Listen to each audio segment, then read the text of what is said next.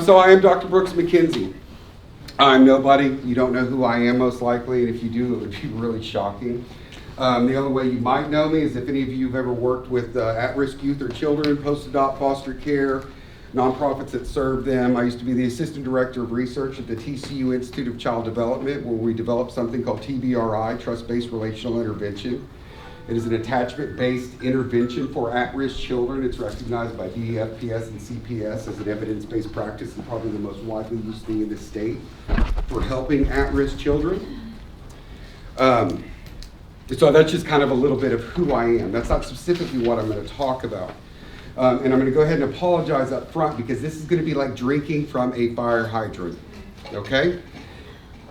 I'm going to present you a ton of information, but hopefully in a way that you can understand. I'm not going to talk about serotonergic and dopaminergic cells and the HPA axis, the cortisol levels that go on for it, because that doesn't, that just shows, oh, he's got a degree. It doesn't really matter. What I'm going to talk about today is our nuclear families, our children, and how our state has utterly, utterly failed them. Not just recently, but for decades. So, everybody, nuclear family, rah, rah, rah. It's great, right? It's awesome sauce. We know from decades of research that children who are raised by two biologically continuously, so mom and dad don't get divorced, married parents, outperform children in every other scenario across every single metric that we've ever measured. We know this from research going back to the 70s. We know it actually going back to the 50s if we're talking about primate research. We know what happens when a child is separated from a healthy parent. It causes damage, severe damage that goes not just through childhood, but into adulthood. If you are a product of divorce, your chances for an autoimmune disease at ages 50 and 60 years old are 6 times the national average. Whoa. Ooh. Now, the kids forget. They don't remember that stuff, especially if they're little. That's not true, because if that were true, kids would have to learn to walk every day and feed themselves every day. There's episodic memory, so I can remember what I did yesterday, and there's their experiential memory, which is subconscious, which is much more powerful than the episodic. And so we have a state that is continuously ranked 47 to 50th in how we care for our at-risk children. Yet we've had more money than most states for a long time. But our children don't have a voting bloc. They don't have a super PAC. They don't pay for people to campaign. Our DFPS and our CPS are a national laughingstock. All you gotta do is open the paper.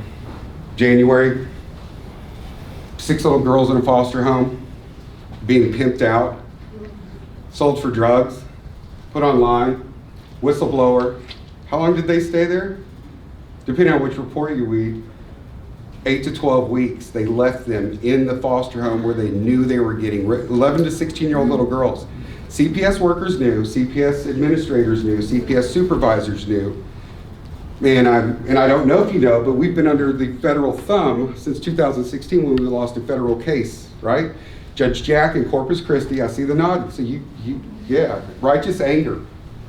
Adult children in foster care brought a class action lawsuit against DFPS and CPS saying, you ruined our lives.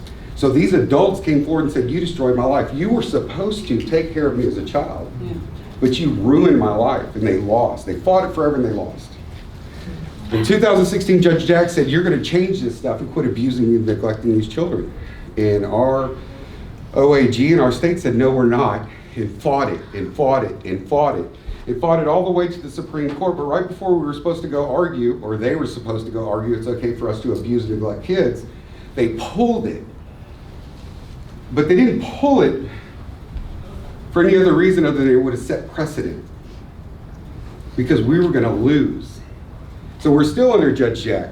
And in January, a couple months ago, the FPS showed, oh, by the way, we show up and lie to her repeatedly and get $75,000 a day fines, but it's cheaper to pay the fines than it is to revamp the system, because it's an acceptable number of children that we harm or die in our care or we lose. So in January, Judge Jack said, where are these children? Give me a list of where all these kids are. What foster homes, what independent single homes, where are they? And DFPS response was, we don't know. And she said, hold on. You don't know? What do you mean you don't know? We don't have the technology to track them. You don't have Excel sheets? So they couldn't tell her. But this isn't the first time. How many do you lose? We don't know.